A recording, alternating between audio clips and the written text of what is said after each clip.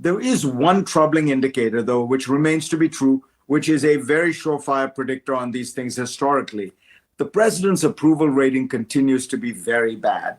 And of all the kind of indicators of the president's party's performance in a midterm, I think I don't think I'm wrong in saying this. I think the single most surefire predictor is what is the president's approval rating? Yeah, and not very good right now.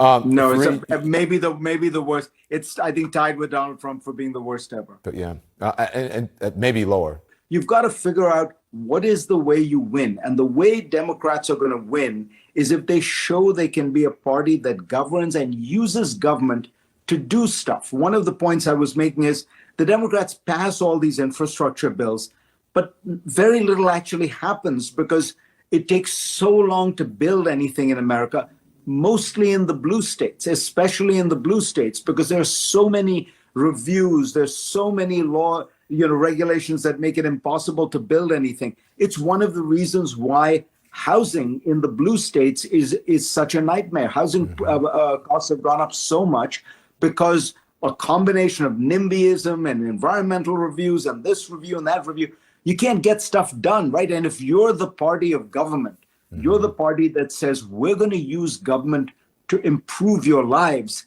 you've got to show that you actually can do it.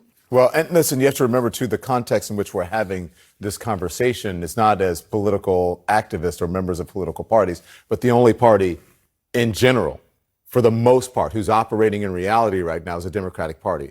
And that's the party that people are relying on to save the democracy. There are members of the Republican Party who are doing it, but they're few and far between. But in order to save the democracy, people are looking at the Democrats to be able to do that, and they have to get the priorities straight in order to be able to do it. Thank you, Fareed. I appreciate it. Great conversation.